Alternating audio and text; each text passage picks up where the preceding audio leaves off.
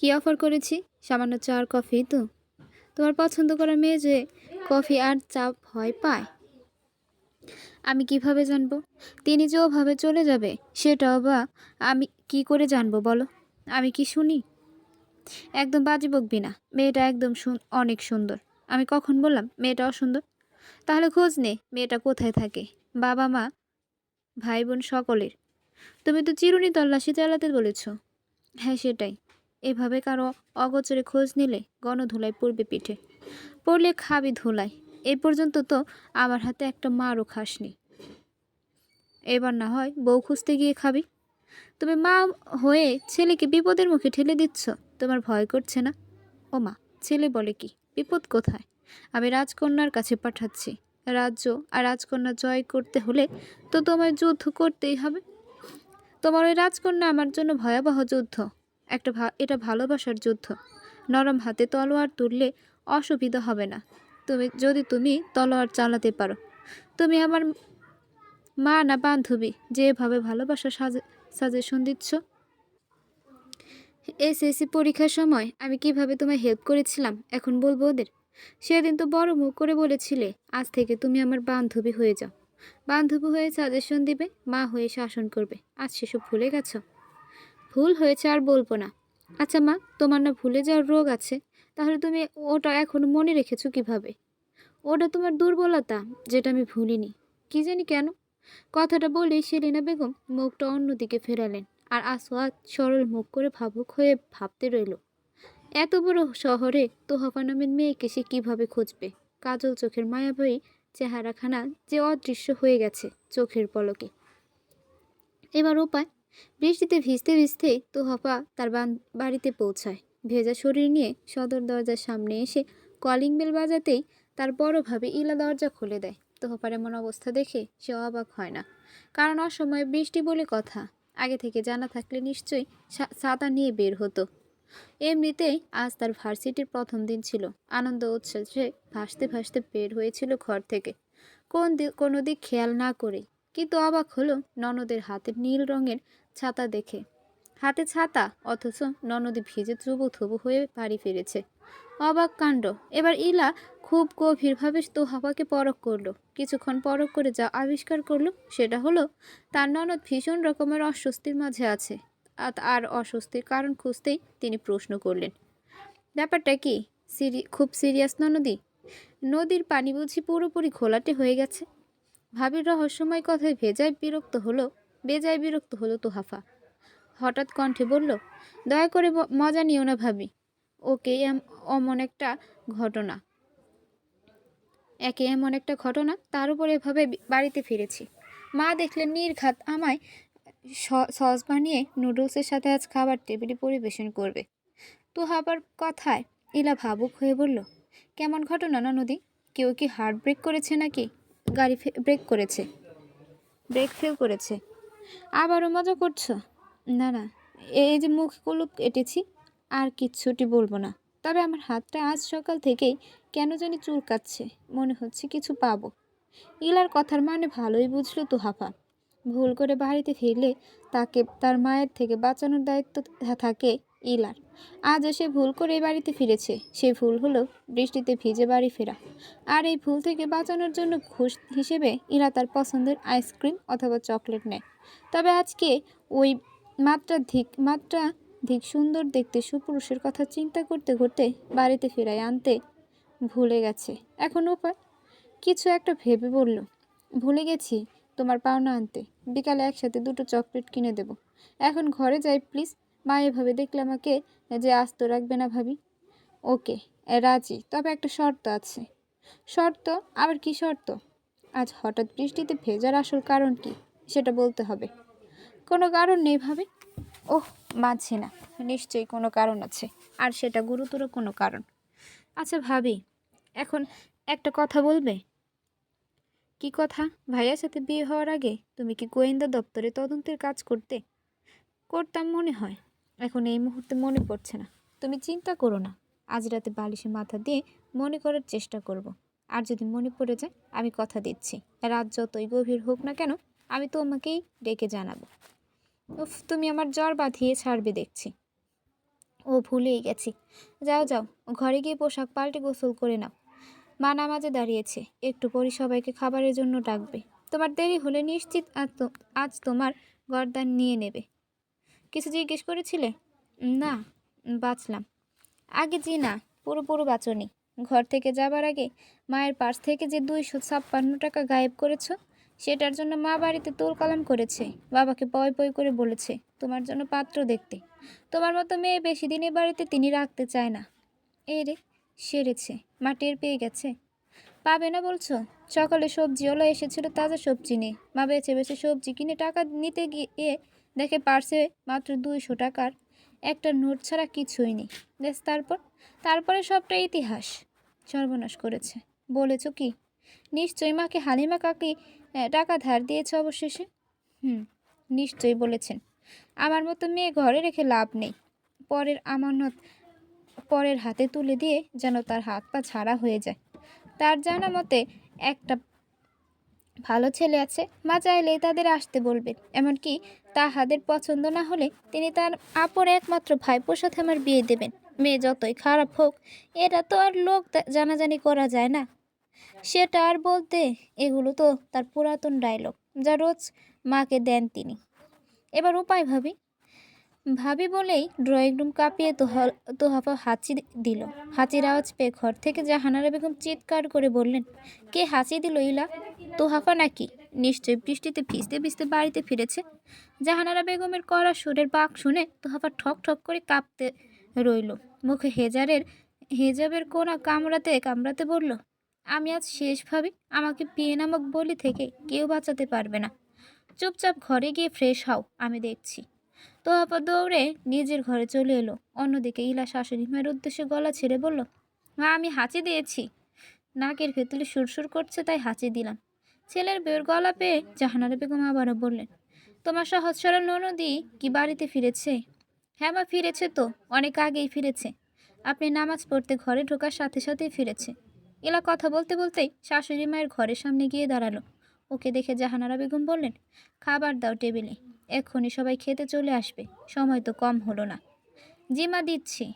আর শোনো জিমা, তোমার সহজ সরল ননদিকে বলো খাবার খেয়ে যেন একটা নাপা এক্সট্রা খেয়ে নেয়, না হলে জ্বর আসতে পারে। কেন মা? তুমি ভুলে যাও, আমরা তোমাদের পেটে নিয়েছি, তোমরা আমাদের নাওনি। এই ভারী বর্ষণে ছাতা ছাড়া মানুষ ভিজতে ভিজতে বাড়িতে ফেরে। তোমার ননদ কি আগে থেকে জানতো নাকি দুপুর নাগাদ বৃষ্টি হবে? জানতো না তো, এজন্যই ছাতা নিয়েও যায়নি। অবশেষে কি হয়েছে? বৃষ্টিতে ভিজতে ভিজতেই বাড়ি ফিরেছে। অবশ্য এটা তুমি না জানলেও আমি জানি। তোমার মতো আমি তো তাকে মাথায় নিয়ে নাচি না। শাশুড়ি মায়ের কথায় আর কোনো টু শব্দ করল না ইলা। তার শাশুড়ি মা বেজায় একজন গম্ভীর মানুষ, সবসময় গম্ভীরতা মুখে বজায় রাখে। অন্যদিকে তার শ্বশুরমশাই একজন তিল খোলা মানুষ, হাসি ঠাট্টা গল্প করে মানুষের সাথে অল্পতেই মিশে যেতে পারে। শাশুড়ি মায়ের মতো হয়েছে তার স্বামী তৌসিফ, একদম মায়ের কার্বন কপি। পুরুষলিঙ্গ বাদ দিলে মায়ের সব কিছুই সে পেয়েছে। সে ভেবে পায় না এই দুই গম্ভীর মানুষের সাথে কি করে এমন মিশুক শ্বশুর দেওর আর ননদ ছিল এতদিন। তবে ইলা শুনেছে তৌসিফ গম্ভীর হলেও বোনের বেলায় তার কিছুটা ভিন্ন। এই যে এখনো এত বড় বোনকে নিয়ে মাঝে মধ্যে বাহিরে বের হয়, বোনের শখের খাবার থেকে শুরু করে শপিংটা পর্যন্ত করে দেয়। সত্যি বলতে তার বর যতই গম্ভীর হোক না কেন, দায়িত্ব পালনের বেলায় 100 ভাগ নিশ্চিত। এই যে তার পিরিয়ডের ডেট অনুযায়ী প্রয়োজনীয় জিনিসগুলো 1 দিন বা 2 দিন আগে এনে রাখে। তার বাবা মায়ের একটু অসুস্থতার খবর শুনতেই বিনা বাক্যে তাকে বাপের বাড়িতে যাওয়ার অনুমতি দেয়। কখনো কোনো ভুল হলে পরিবারের থেকে ঠিক তার স্ত্রীকে বাঁচিয়ে নেয়। বউয়ের সাথে কখনোই মাকে গুলিয়ে ফেলে না। যার যখন যেটা দরকার তখনই তাকে সেটা দিয়ে দেয়। একজন বড় সন্তান হিসেবে সে উৎকৃষ্ট। একজন বড় ভাই, ভাসুর, স্বামী, সব দিক থেকে সে মাশাল্লাহ। শুধু স্বামী কেন, এই পরিবারের প্রতিটা সদস্য যেন নিজ নিজ জায়গায় নিখুঁত মানুষ। ননদ, শাশুড়ি, দেওর, যা, সবাই নিজের জায়গা থেকে ভালো মনের মানুষ। ইলা মাঝে মাঝে আফসোস করে নিজের অক্ষমতার জন্য। তবে এই পরিবার একটা মানুষও তাকে তার অক্ষমতার জন্য চোখ তুলে কখনো কথা বলেনি। প্রতিদিন সে মানুষের কাছে আল্লাহর কাছে শুকরিয়া আদায় করে এমন একটা পরিবার তাকে উপহার দেওয়ার জন্য। নিজের ভাবনায় মশগুল থাকায় সে খেয়াল করেনি তার শাশুড়ি জায়নামাজ তুলে তার দিকে এগিয়ে আসছে। জাহানারা বেগম ইলার কাছে হাত রাখতেই ইলা লাফিয়ে ওঠে। জাহানারা বেগম কিঞ্চিত হাসে, প্রশ্ন করে, আবারও সবাইকে নাম্বার দেওয়া শুরু করেছে ইলা? ইলা সামান্য চমকায়। এই মানুষটা কিভাবে যেন তার মনের খবর ধরে ফেলে। একজন মা যেমন সন্তানের মনের খবর পড়তে পারে, ঠিক তেমনই তিনি। ইলা মাথা ঝাঁকিয়ে না বলতেই জাহানারা বেগম বললেন, আচ্ছা, তোমার হিসেবের খাতায় আমার রোজ কত নম্বর দাও বলো তো শুনি? ইলা সামান্য হেসে জবাব দেয়, 100। জাহানারা বেগম আবারও হাসেন। তাকে হাসতে দেখে ইলা বলে, আপনি হাসলে খুব সুন্দর দেখায়, সেটা কি আপনি জানেন মা? জানি। তাহলে সবসময় হাসেন না কেন? সবাই হেসে উড়িয়ে দিলে সংসারের কঠিন সময়ে কে শক্ত হয়ে দাঁড়িয়ে থাকবে খুঁটির মতো? শুনে রাখো, তোমরা সবাই এত হাসি খুশি থাকো বলে আমাকে সবসময় গম্ভীরতা নিয়ে চলতে হয়। কারণ কখনো শুভ্র নির্মল আকাশে ঝড় উঠলে তোমরা ভেঙে পড়লে যেন আমি সামলাতে পারি। আপনি অনেক সুন্দর কথা বলেন মা। ননদের পক্ষ নেওয়া এবার একটু কমাও। আমাকে ইমপ্রেস করে ইমোশনাল বানিয়ে তার অন্যায় ঢাকতে পারবে না। যাও, সবাইকে ডাকো, আমি খাবার বাড়ছি। ইলা মাথা চুলকায়। সত্যি বলতে তার শাশুড়িকে একটু ইমোশনাল করতে চেয়েছিল যেন ননদকে না বকে। তবে তার বলা কথাগুলো সত্যি, কিন্তু মানুষটা তার মায়ের থেকেও একটু বেশিই ভালো। এরা খাবার টেবিলে গিয়ে খাবার সাজাতে থাকে। এর মধ্যেই একে একে খাবার টেবিলে সবাই উপস্থিত হয়। প্রথম সারিতে চেয়ার টেনে তৌসিফ বসে। পাশেই তার ভাই তৌহিদ এবং তার স্ত্রী লিমা। জাহানারা বেগম এবং ইলা খাবার পরিবেশন করছে। তোহফা এখনও খাবার টেবিলে এসে বসেনি। তৌসিফ গ্লাসে পানি ঢালতে ঢালতে ইলাকে প্রশ্ন করে, তোহফা কই ইলা? গোসল করছে। এখনই চলে আসবে? তোমরা শুরু করো। ইলার ঝটপট উত্তর। তৌসিফ আবারও ইলাকে বলে, তোমার ফোন অনবরত বেজে যাচ্ছে, গিয়ে রিসিভ করো, না হলে কল ব্যাক করো, মনে হচ্ছে অনেক জরুরি কল। তুমি রিসিভ করতে? না, তুমি গিয়ে দেখো কে কল করেছে। আচ্ছা। ইলা কাপড়ে হাত মুছতে মুছতে নিজের ঘরের দিকে এগিয়ে যায়। ঘরে ঢুকেই দেখে ফোনটা বাজতে বাজতেই কেটে গেছে। হাতে ফোনটা নিয়ে দেখলো একটা অচেনা নাম্বার থেকে 32 বার কল এসেছিল। এরা ভারী অবাক হলো এমন কাণ্ড দেখে। তার জানা মতে এটা পরিচিত কারো নাম্বার নয়। তাহলে কল ব্যাক করার আগে আবারও ফোনটা বেজে ওঠে হাতের মধ্যে। ইলা রিসিভ করে, আসসালামু আলাইকুম। ওয়ালাইকুম আসসালাম। জি, কাকে যে? আসলে আমি একটা ফোন পেয়েছি যেটা এই মুহূর্তে আমার কাছে। ফোনের ইমার্জেন্সি বাটনে ক্লিক করতে আপনার নাম্বারটি পেলাম, কিন্তু ফোনটা কার এটা আমি জানি না। সন্দেহ হচ্ছে একজনের হতে পারে, তবে তার হলেও আমি তার ঠিকানা বা অন্য কিছু জানি না। আর সন্দেহ থেকে তো সব সময় কিছু করা যায় না। তবে ফোনের রং হচ্ছে কালো এবং কভারে পুতুলের ছবি আছে। আর কিছু জানতে পারিনি, কারণ ফোন লক করা। ইলা চিন্তিত হয়ে ভাবে ফোনটা কার সে বুঝতে পারল না। তাই সে নিজের কল লিস্ট চেক করলো। আজ সকাল থেকে কাদের সাথে কথা বলেছে। অবশেষে তার মনে হলো ফোনটা আর কারো নয়, তোহাফার। ইলা ফোনের লাইনটা না কেটেই ছুটল তোহাফার রুমের সামনে এসে টোকা দিতেই তোহাফা ভেতর থেকে আওয়াজ দিল, আমি আসছি ভাবি, 2 মিনিট। 2 মিনিট সেটা পরে হবে, আগে বলো তোমার ফোন কোথায়? ফোনের কথা শুনতেই তোহাফা নিজের হ্যান্ডব্যাগ, পার্স, টেবিল, বিছানা সব জায়গায় খুঁজতে থাকে। অবশেষে না পেয়ে চটজলদি দরজা খুলে বেরিয়ে এসে ইলার মুখোমুখি হয়ে বলে, তুমি পেয়েছো ফোন? ঘরে কোথাও দেখছি না তো। আমি না, এই ভদ্রলোক পেয়েছেন। তিনি ইমার্জেন্সি বাটনে চাপ দিয়েই আমার নাম্বার পেয়েছে, তাই আমাকে ইলা কোথায়? তুমি এদিকে এসো, মা ডাকছে। ইলা কথা শেষ করার আগেই তৌসিফ ডেকে উঠল। ইলা কোনো মতে তোহাফার হাতে ফোনটা গুঁজে দিয়েই ভোদর। তোহাফা ধীরে ধীরে কানে ফোন তুলে বলল, আসসালামু আলাইকুম। ওয়ালাইকুম আসসালাম। আমার ধারণা ভুল না হলে আপনি তোহাফা? তোহাফা ভদ্রলোকের কথায় চমকে উঠল। মনে মনে অনেক কিছু ভেবেই তার মন শিউরে উঠল। ফোন করলে যদি সত্যি সত্যি ওই আওয়াজ নামের সুপুরুষটি থেকে থাকে, তবে এবার নিশ্চিত তোহাফা হার্ট অ্যাটাক করবে। এবার তাকে আর কেউ রক্ষা করতে পারবে না হার্ট অ্যাটাক করা থেকে। কাপা কাপা গলায় তোহাফা বলল, আপনি আওয়াজ? হুম শব্দটা তোহাফার কর্ণকুহরে যেতেই তোহাফা বরফের মতো জমে গেল। ঢিপ ঢিপ করে ঢোল পেটাতে শুরু করলো হৃৎপিণ্ড। বার কয়েক বিড় করে আওয়াজ নামটা উচ্চারণ করলো শুকনো ঠোঁট জোড়া প্রসারিত করে। জিহ্বা দিয়ে ঠোঁট ভিজিয়ে নির্লিপ্ত দৃষ্টি মেলে ফোন নাম্বারে চোখ বুলিয়ে নিল। হঠাৎ করেই তোহাফা উপলব্ধি করলো তার চারপাশে অন্ধকারে আবৃত হয়ে যাচ্ছে। অন্যদিকে আওয়াজ বলিষ্ঠ কণ্ঠে আবারও বলল, তোহাফা কথা বলুন। ব্যাস, আর কিছু শুনতে পেল না। তার আগে তোহাফা নিস্তেজ হয়ে ফ্লোরে লুটিয়ে পড়ল। হাত থেকে ফোনটা ছিটকে নিচে পড়ে তোহাফার মাথার কিঞ্চিত দূরেই ফোনটা পড়ে রইল অবহেলায়। ফোন কলের ওপাশ থেকে আওয়াজ বলতে রইল, তোহাফা শুনছেন? তোহাফা শুনতে পাচ্ছেন? তোহাফা কথা বলুন। তবে তোহাফার কোনো উত্তর ওপাশ থেকে পেল না। আওয়াজ চুপ করে না থেকে অনবরত বলতে রইল, তোহাফা, আপনি কি আমায় শুনতে পাচ্ছেন না? তোহাফা কিছু বলুন।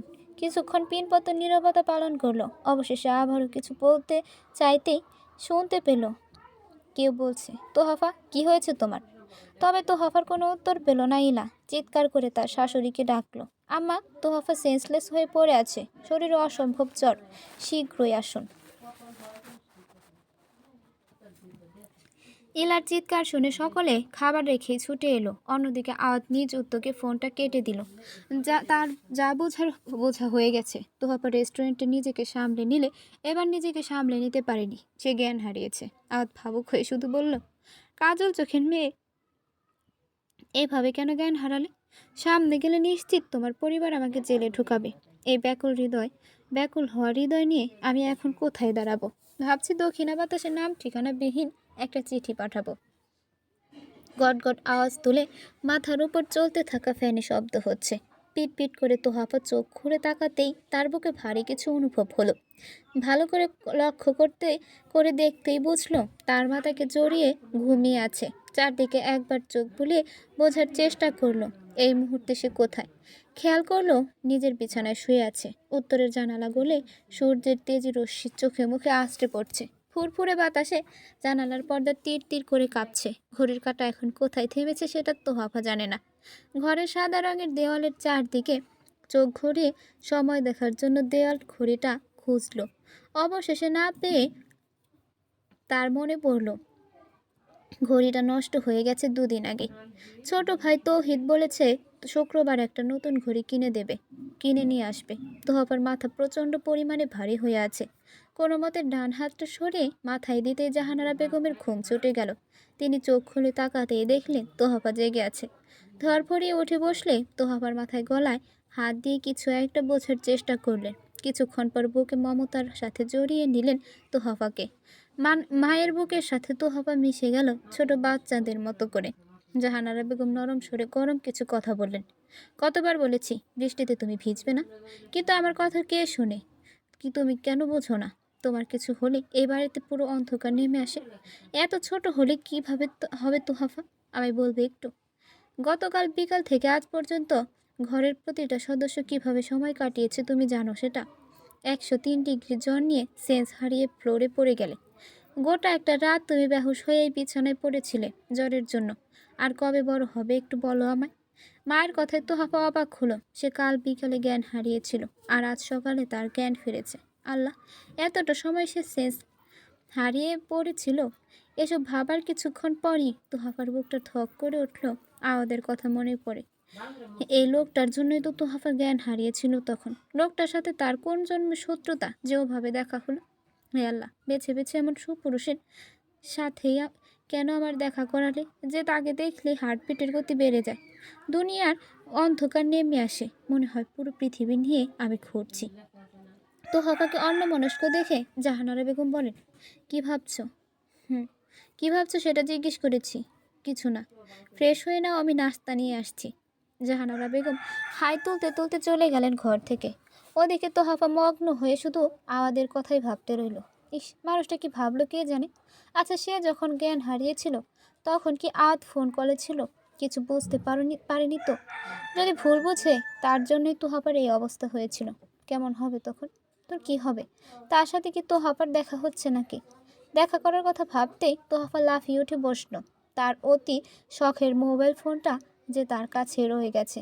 এবার উপায়, ফোনটা যতই তার কাছে থাকুক সে ভুলেও যোগাযোগ করবে না ওই লোকটার সাথে। তাহলে মোবাইল পাবে কিভাবে? আচ্ছা, কুরিয়ার করতে বলবে না হোম ডেলিভারি করতে বলবে ফোনটা?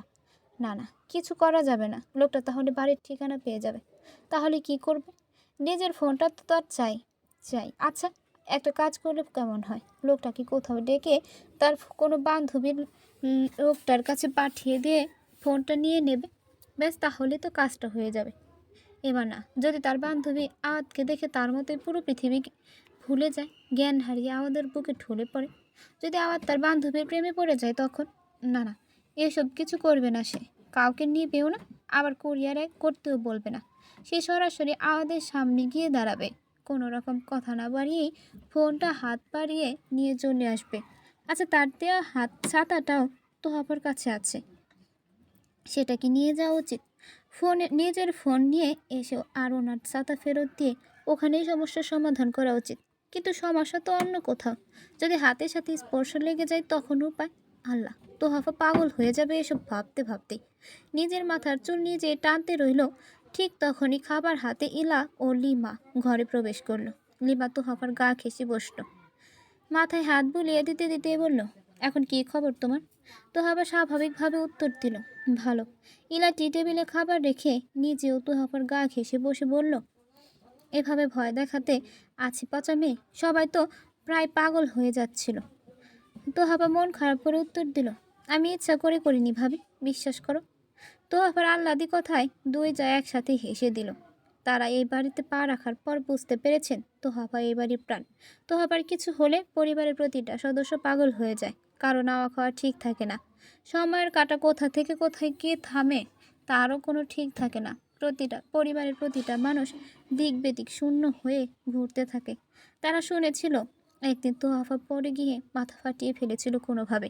সে কি কান্না! কেউ কান্না সহ্য করতে না পেরে তৌসিফ আর তৌহিদ দুদিন না খাওয়া ভুলে বোনকে নিয়ে এদিক ওদিক ঘোরাঘুরি করেছে শুধুমাত্র তার কান্না থামানোর জন্য। তোহাফা কান্না করায় বাড়িওয়ালা বিরক্ত প্রকাশ করেছিল। সেই বিরক্ত এক সময় কথা কাটাকাটি পর্যায়ে চলে যায়। বাড়িওয়ালা সেদিন রাগের বসে বলেছিল, এতই যখন মেয়ে নিয়ে আহ্লাদ, সেখানে আটখানা, তাহলে নিজের বাড়ি বানিয়ে সেখানে গিয়ে থাকো, বাড়ি ভাড়া কেন থাকে? বাড়িওয়ালার কথা শুনে তার শ্বশুর এক সপ্তাহের মধ্যে একটা টিনের ঘর বানিয়ে এখানে উঠেছিল নিজের স্ত্রী সন্তানদের নিয়ে। আজ সে টিন শেড বাড়ি 3 তলা হয়েছে। তাদের খুব বেশি সম্পদ না থাকলেও যা আছে আলহামদুলিল্লাহ অনেক। জমজমাট বাজারের মধ্যে তাদের একটা চালের ব্যবসা আছে। তৌসিফ আর তৌহিদ বড় হয়ে নিজের পছন্দের পেশা বেছে নিয়েছে। সকলের জীবনের গতিপথ পাল্টে গেল, মেয়ের প্রতি বা বোনের প্রতি ভালোবাসা তাদের এক চুল পরিমাণও কমেনি, বরং সময়ের সাথে তাল মিলিয়ে বেড়েছে। এমন ভালোবাসা পাওয়ার ভাগ্য লাগে, কথাটা ভেবেই লিমার চোখের কোণে জল জমল। তারও একজন বড় ভাই ছিল, অ্যাক্সিডেন্টে মারা গেছেন তিনি। অবশ্য এই বাড়িতে এসে বড় ভাইয়ের মতো একজন ভাসুর পেয়েছে। তবুও বুকের মাঝে মৃত ভাইটার জন্য এখনও ব্যথা অনুভব হয়। লিমার চোখের কোণে জল দেখে ইলা সযত্নে সে চোখের জল মুছিয়ে দিয়ে বলল, ভাইয়ার কথা মনে পড়ছে? লিমা মাথা নাড়িয়ে সম্মতি জানালো। ইলা লিমাকে কাছে টেনে নিয়ে বলল, দয়া করি আল্লাহ যেন তাকে জান্নাতুল ফেরদাউস দান করে। ইলার কথায় লিমা বলল, আমিন। ইলা লিমাকে জড়িয়ে তোহাফাকে বলল, ফ্রেশ হয়ে এসো, মা এসে যদি দেখে তুমি এখনো ফ্রেশ হওনি তাহলে রাগ করবে। ভাবির কথায় তোহাফা একটু ভাব নিয়ে বলল, তুমি ছোট ভাবিকে এমনভাবে জড়িয়ে আছো, মনে হচ্ছে আমি না, সে অসুস্থ। এই মুহূর্তে আমি হিংসা অনুভব করছি। তোহাফার কথায় দুই যা হেসে দিল। দুজনে এগিয়ে এসে তোহাফাকে বুকে জড়িয়ে নিল পরম আদরে। তোহাফা দুই ভাবের গালেই টুক টুক করে দুখানা চুমু দিল। তিনজনে একসাথে খিলখিল করে হেসে উঠল। তাদের হাসির ঝঙ্কার ছড়িয়ে পড়ল পুরো ঘরময়। সেই শব্দে দুই ভাইও চলে এলো তোহাফার ঘরে। এমন সুন্দর পরিবেশে নিজেদেরও সামিল করতে ভুলল না তারা। সবাই মিলে তোহাফাকে ঘিরে ধরল। মধ্যমণি হয়ে তোহাফা জল জল করে উঠল হীরার মতো। একসাথে তাদের দেখে জাহানারা বেগম এবং আরিফুল ইসলামের চোখ জুড়িয়ে যায়। মহান রাব্বুল আলামিনের নিকট শুকরিয়া আদায় করতে বলে উঠলেন, আলহামদুলিল্লাহ। তাদের সংসারের মধ্যমণি যেন সব সময় এমন হাসি খুশি থাকে। স্ত্রীর নিকট কৃতজ্ঞতার দৃষ্টিতে আরিফুল ইসলাম তাকালেন, চোখের কোণে খুশির জল। পর্দার আড়ালে থেকে তার সুখী সন্তানদের দেখে স্ত্রীকে বাহুডোরে বেঁধে নিয়ে বললেন, কৃতজ্ঞতা স্বীকার করছি আল্লাহর নিকট। আলহামদুলিল্লাহ, তিনি তোমার আমার জন্য নির্বাচন করেছেন। এমন স্ত্রী হলে ইনশাল্লাহ এমন একটা সুখী পরিবার সবাই পাবে। স্বামীর কৃতজ্ঞতা স্বীকারে জাহানারা বেগমের চোখে অশ্রু জমল। তবে চোখের জল আড়াল করে তিনি বললেন, হয়েছে, আর ঢং করতে হবে না। খেতে দিচ্ছি, আসো। আরিফুল ইসলাম বেজায় মুখ কালো করে বলল, এই হচ্ছে মহিলা মানুষের রাগ। বদনাম করলে রেগে যায়, সুনাম করলে ঢং দেখায়। যত সব। রাগ দেখিয়ে আরিফুল ইসলাম চলে গেলেন। জাহানারা বেগম নিজের চোখের জল আড়াল করে ছেলে ও বউদের উদ্দেশ্য করে বললেন, বোনকে আদর করা হলে সবাই খেতে এসো। এই মেয়ের আদর খাওয়া একটা বদ অভ্যাস হয়ে দাঁড়িয়েছে। যত শীঘ্রই পাড়ি দিয়ে বিয়ে দিয়ে বিদায় করব। এই এক মেয়েই আমার সংসারে ঝড়ের তাণ্ডব তোলার জন্য যথেষ্ট। এই মেয়ের জন্য যত ক্ষতি সব বক্ষস্থলের ভেতরেই হয়। বাহিরে তো সাজানো গোছানো শোপিস হয়ে রয় সবাই। মায়ের অভিযোগে তোহাফা মুখ ভার করে ভাইদের দিকে তাকালেই তারা একসাথে বলে ওঠে, ওই আকাশের শুভ্র হাসি আমরা বড্ড বেশি বেশি ভালোবাসি। রাগ করো না চাঁদের কণা, আনবো কিনে রাজপুত্র সহ তিমির রাতের চাঁদের জোছনা। ভাইয়ের কবিতায় এবার খিলখিল করে হাসলো তোহাফা। একসাথেই দুই ভাইয়ের বুকে পরম আদরে মিশে গেল। এবার ভাই বোনের বন্ধন দেখে নীলমাও হাসে। তাদের এই বন্ধন দেখতে ভালোই লাগে। সংসারে খুশি ধরে রাখতে তারা চায় তোহাফা সারা জীবন এমন আদরেই থাকুক সবার মাঝে। পরন্ত বিকেল, কাঠফাটা রোদের তাপমাত্রা কিছুটা কম। উত্তরের জানালার কাছে ঘেঁষে দাঁড়িয়ে ভাবুক মনে তোহাফা কিছু ভাবছে। তার ভাবনায় এই মুহূর্তে কে জায়গা দখল করে আছে বোঝা মুশকিল। পিড় হাওয়া ছুঁয়ে যায় ক্ষণে ক্ষণে তার মুখমণ্ডলে। এলোমেলো করে যায় তার লালচে সোনালি চুলগুলো। জানালার কাজ পুরোপুরি সরিয়ে দিতে হুড়মুড় করে ঘরে ঢোকে পরন্ত বিকেলে শীতল পরশ। তোহাফা হাসে, আবার মন খারাপ করে আনমনা হয়ে যায়। আবারও কিছু একটা ভেবে লজ্জা পায়, তো কখনো বিরক্ত। হঠাৎ সে অনুভব করে কেউ তার পেছনে এসে দাঁড়িয়েছে। তোহাফা পিছন করে তাকায়, দেখতে পায় ইলা দাঁড়িয়ে। ভাবিকে দেখে তোহাফা মুচকি হাসে। ইলা তোহাফার এলোমেলো চুলগুলো ঠিক করে দিয়ে বলে, মন খারাপ? তোহাফা উত্তর দেয়, তুমি কেন কোনো কিছু নিয়ে টেনশন করছো কি? না, তোমার অসুস্থতার কথা শুনে একজন মেহমান তোমায় দেখতে এসেছে, তাকে ভেতরে আসতে বলবো? বলো। আচ্ছা। এরা তটস্থ ভঙ্গিতে এগিয়ে যায়। তোহাফা আবার সামনে ঘুরে নিজের অবস্থান আগের ন্যায় করে ফেলে। কিছুক্ষণ পর ইলা মেহমান নিয়ে ঘরে প্রবেশ করে। তোহাফা বলে ডেকে ওঠে। তোহাফা পিছন ঘুরে তাকাতে তার হার্টবিট আবারও থেমে যায়, কারণ মেহমানটা অন্য কেউ নয়, স্বয়ং আওয়াজকে দেখে তোহাফা আবারও নিজের নিয়ন্ত্রণ হারিয়ে ফেলে।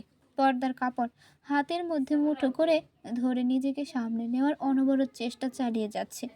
এই মুহূর্তে ভাবির সামনে তার কিছু হলে আওয়াদের রক্ষে নেই। হয়তো তার পরিবার মনে করবে আওয়াজ খারাপ লোক, তাই তোহাফার এমন হয়েছে। তবে সত্যি বলতে তোহাফার এমন করুণ পরিণতির জন্য তো আওয়াজ দায়ী নয়। কিন্তু এই মুহূর্তে নিজেকে স্থির রাখা কোনো মতেই হয়ে উঠছে না। ওইদিকে তোহাফাকে চুপচাপ দাঁড়িয়ে থাকতে দেখে ইলা বলে, তোহাফা, উনি তোমাকে দেখতে এসেছে, বসতে বলো। তোহাফা কীভাবে তার ভাবিকে বলবে, ভাইয়ের লোক আমার বিছানায় বসলে নির্ঘাত আমার আরামের ঘুম হারাম হয়ে যাবে। তাকে দেখে যদি আমার হার্ট অ্যাটাক হতে পারে, আমি নিশ্চিত এই বিছানায় এসে বসলে আমার অবস্থা হার্ট অ্যাটাকের থেকেও ভয়াবহ হবে। অন্যদিকে তোহাফাকে জড় বস্তুর মতো দাঁড়িয়ে থাকতে দেখে ইলা চোখ গরম করে তাকালো। তাতে কাজ হলো না। তাই ইলা বাধ্য হয়ে তোহাফার কাছে এসে দাঁড়িয়ে ফিস ফিস আওয়াজে বলল, তোহাফা, কি হচ্ছে এসব? তিনি তোমার ফোনটা দিতে এসেছেন। এমন ভালো মানুষ হয় না। কৃতজ্ঞতা স্বীকার করার জন্য হলেও তোমার ওনাকে বসতে বলা উচিত। ইলার কথায় তোহাফা চোখ তুলে একবার ভাবির মুখ পানে তাকালো। তার কয়েক চোখ পিট পিট করে ছটফট পড়ল। বসুন। তোহাফার এমন আচরণে ইলা ভারী অবাক হলো। সাধারণত তোহাফা এমন তো করে না। তাহলে আজ কি হলো? কোথাও অসুস্থ বোধ করছে বলি এমন করছে না তো? ইলা চটজলদি তোহাফার মাথায় গলায় হাত ছোঁয়ায়। ঠান্ডা হাতের স্পর্শ পেতে তোহাফা লাফিয়ে দূরে সরে দাঁড়ালো। ইলা বলল, কি হয়েছে তোমার? শরীর খারাপ লাগছে কি? তুমি বসো, আমি মাকে ডেকে আনছি এক্ষুনি। আর দয়া করে একটু ভালো মন্দ কথা বলো ওনার সাথে। আমি এক্ষুনি যাব আর আসবো। ইলা চলে যেতেই তোহাফার অস্বস্তি দ্বিগুণ বেড়ে গেল। আওয়াজ তখনও দরজার কাছে দাঁড়িয়ে আছে। ইলা বেরিয়ে যেতেই পকেট হাতড়ে আওয়াজ ফোন বের করলো। হাত বাড়িয়ে তোহাফার নিকট এগিয়ে দিতেই তোহাফা ছিটকে দূরে সরে দাঁড়ালো। তোহাফার এমন আচরণে আওয়াজ শুধু হাসলো। ফোনটা বিছানার উপর রেখে ধীর পায়ে তোহাফার দিকে এগিয়ে গেল। তোহাফা পুরোপুরি নিজেকে দেওয়ালের সাথে মিশিয়ে নিয়েছে ততক্ষণে। পারলে সে দেয়াল ভেদ করে ঢুকে যায়। আবার আবার স্মিত হেসে বলল, দয়া করে ভুল করে হলেও মেয়ে তুমি জ্ঞান হারিও না। তাহলে জেল ফাঁসি থেকে আমাকে আর কেউ রক্ষা করতে পারবে না। আচ্ছা, তুমি আজ চোখে কাজল দাওনি কেন? কাল কি তবে আমাকে খুন করার পরিকল্পনা করে চোখে কাজল দিয়েছিলে? তবে আজ খুন হলাম তোমার ওই ভয় পেয়ে পিছিয়ে যাওয়া দেখে। মেয়ে তুমি বড্ড বেশি সুন্দর। সুন্দর তোমার হাসি, সে সাথে সুন্দর তোমার এলোমেলো কেশের বেনিখানি। তবে রমণী বেনির গোড়ায় কিছু একটা নেই। কি যে নেই, কি নেই? ও মনে পড়েছে, একটা টকটকে লাল গোলাপ নেই। টকটকে লাল গোলাপ বেনির গোড়ায় না দিয়ে আমার সামনে এলে আমি তোমার নামে জরিমানা দাবি করব। সেই জরিমানা হয় ভালোবাসার বদলে ভালোবাসা, না হলে মনের বদলে মন। মনে রেখো জরিমানা অর্থটা। আওয়াজ আর কথা বাড়ালো না, সে চলে গেল। তার যাওয়ার পথে অপলক দৃষ্টিতে তাকিয়ে রইল তোহাফা। আওয়াদের বলে যাওয়ার প্রতিটা শব্দ গোছানোর চেষ্টা করলো, তবে সবটাই এলোমেলো হয়ে শৈথিল্যের হাওয়ায় ভেসে গেল বুঝি।